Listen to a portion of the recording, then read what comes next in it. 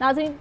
Programme کا آغاز پاکستانی سیاست میں ایک ہلچل اور خطوں کی گونج سنائی دے رہی ہے۔ خط اڈیالہ جیل سے عمران خان کے ذریعے سے باقاعدگی سے آرمی چیف کو لکھے جا رہے ہیں، پہلے ایک خط، پھر دوسرا خط اور اب تیسرے خط کی گونج ہے۔ تیسرے خط کا جواب بالآخر آرمی چیف کی طرف سے سامنے آ چکا ہے۔ کچھ صحافیوں کے سامنے آرمی چیف صاحب نے اس حوالے سے گفتگو کی کہ عمران خان کا خط موصول ہوا تو اس پہ انہوں نے کیا کہا۔ ایسے میں مزمل سہروردی صاحب بھی اس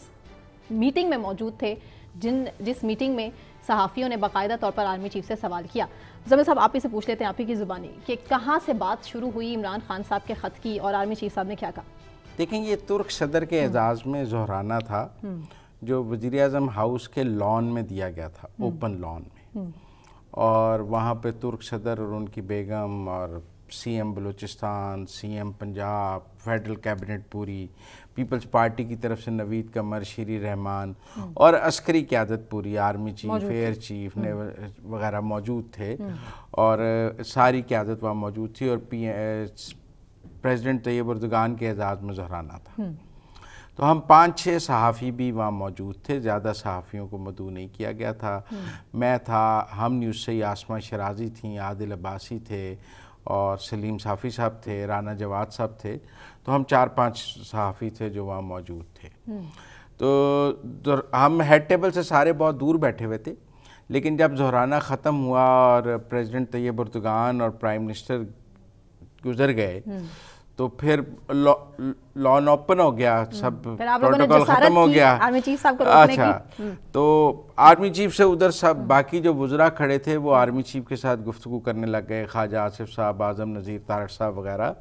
آرمی چیف کے ساتھ کھڑے تھے۔ تو ہم جرنلسٹ پیچھے کھڑے تھے، تو ہم نے سوچا یہ ابھی آرمی چیف یہاں سے گزریں گے، تو ہم بھی وہاں کھڑے ہو گئے سارے کہ ابھی آرمی چیف یہاں سے گزریں گے تو ان سے بات کرتے ہیں۔ تو جب آرمی چیف وزراء سے فارغ ہو کر اور گزرتے ہوئے جانے لگے تو وہ آگے ہم 5 جرنلسٹ کھڑے تھے، وہ 5 کو دیکھ کر رک گئے۔ تو السلام دعا ہوئی، کیا حال ہے آپ لوگوں کا، آپ ٹھیک ٹھاک ہیں؟ ہم نے کہا آپ ٹھیک ہیں۔ تو پہلا رسمی سوال ہوا ان سے کہ حالات کیسے ہیں سر، کیسا چل رہا ہے سب؟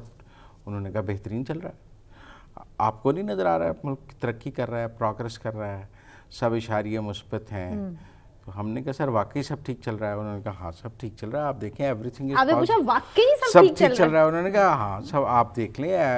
سب انڈیکیٹرز پازیٹیو ہیں اور ملک ترقی کر رہا ہے، اور ہم پاکستان ہر چیز جو ہے پازیٹیو سائڈ پہ جا رہی ہے، آپ کو ہر چیز اوپر جاتی ہوئی نظر نہیں آ رہی ہے۔ تو یہ ہے وہ ہے۔ تو یہ 2 سوال ان سے صورتحال پہ ہوئے۔ تو تیسرا سوال پھر آسمہ شرازی نے کیا، جو مجھے یاد ہے۔ انہوں نے کہا سر آپ کو بڑے خط لکھے جا رہے ہیں آج کل۔ تو انہوں نے کہا نہیں مجھے تو کوئی خط نہیں ملا۔ تو مجھے کوئی خط نہیں ملا۔ اچھا، اب یہ وہ جواب ہے جو سیکیورٹی ذرائع سے پہلے بھی آ چکا ہے کہ ہمیں کوئی خط موصول نہیں ہوا۔ تو پھر دوسرا سوال ان سے میں نے کیا کہ وہ سر میڈیا میں ہر جگہ سوشل میڈیا پہ خط تو موجود ہے کہ عمران خان نے خط لکھا ہے، تو وہ ہر جگہ سوشل میڈیا پہ اور مین اسٹریم میڈیا پہ موجود ہے۔ تو انہوں نے کہا وہ تو آپ کے لیے لکھا ہے، انہوں نے میرے لیے تو نہیں لکھا، میرے لیے لکھا ہوتا مجھے پہنچ جاتا، وہ تو میڈیا کے لیے ہی لکھا ہے انہوں نے، اور وہ میڈیا کی گیم ہے، نیریٹو، میڈیا نیریٹو کی بات ہے وہ، تو وہ میرے لیے نہیں لکھا ہوا، انہوں نے آپ لوگوں کے لیے لکھا ہوا ہے، آپ پڑھ لیں۔ اور چالوں کی بات کی کہ یہ تو چالیں ہیں، اور یہ کہ اگر میرے لیے لکھا ہوتا تو مجھے مل جاتا، یہ آپ لوگوں کے لیے لکھا ہے، آپ کو مل گیا، میڈیا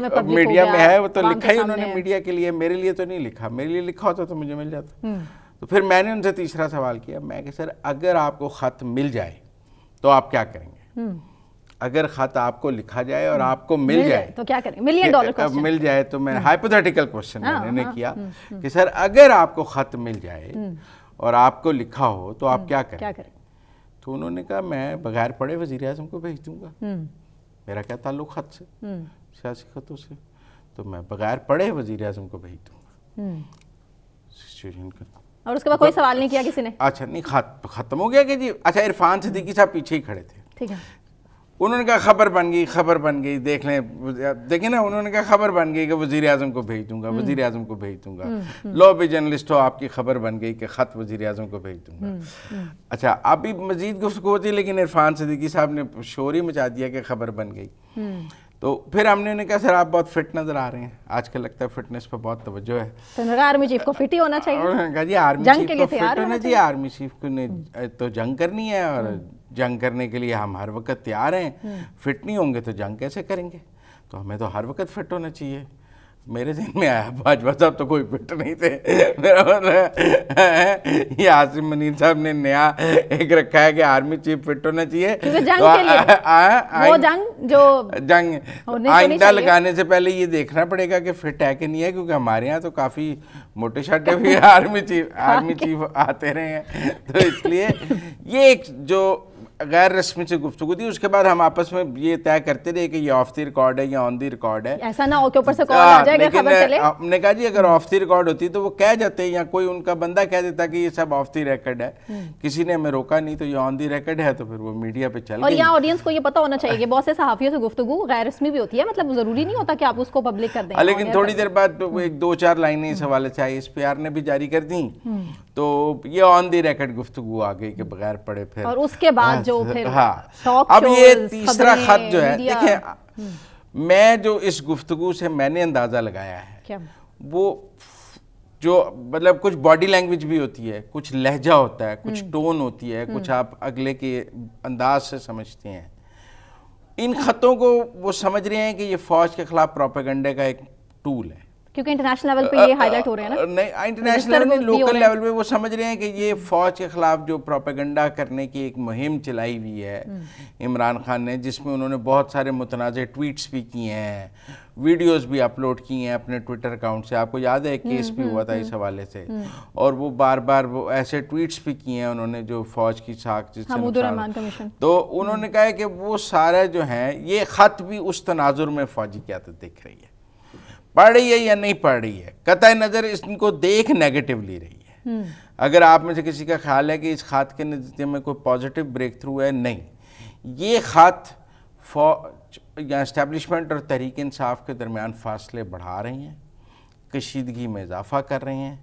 اور یہ دیکھا جا رہا ہے کہ آپ فوج کے خلاف ایک نیریٹو بلڈنگ کر رہے ہیں، اور وہ نیریٹو بلڈنگ کے طور پہ اس خط کو لیا جا رہا ہے۔ جو ڈھکی چھپی باتیں ہیں ان کو بالکل کھول کر بیان کر رہے ہیں، ڈھکی چھپی نہیں، ان کا خیال ہے جھوٹا پروپیگنڈا کیا جا رہا ہے، ان کا خیال ہے کہ آپ قوم کو گمراہ کر رہے ہیں، آپ بدگمانی پیدا کر رہے ہیں، اور آپ فیکٹس کو تروڑ مروڑ کے پیش کرتے ہیں، اور these are not based on facts, اور یہ پروپیگنڈا ہے، نیگیٹو پروپیگنڈا ہے۔ ٹھیک ہے، آگے بڑھتے ہیں مزمل صاحب۔ آگے اب صورتحال یہ ہے کہ سپریم کورٹ میں 6 مستقل ججز اور 1 قائم مقام جج نے حلف اٹھا لیا ہے، اس طرح دیگر جو کورٹس ہیں وہاں پر بھی قائم مقام اسلام آباد، پشاور اور سندھ ہائی کورٹ کے چیف جسٹس صاحبان نے عہدوں کا حلف اٹھا لیا ہے۔ کیسے دیکھتے ہیں اس آج کے بڑے اہم دن کو؟ آپ دیکھیں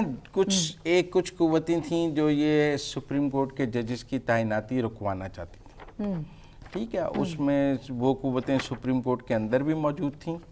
سپریم کورٹ کے باہر بھی موجود تھیں، مثلاً ایک لانگ مارچ بھی کیا گیا جس دن جوڈیشل کمیشن کا اجلاس تھا، مثلاً آپ یہ دیکھیں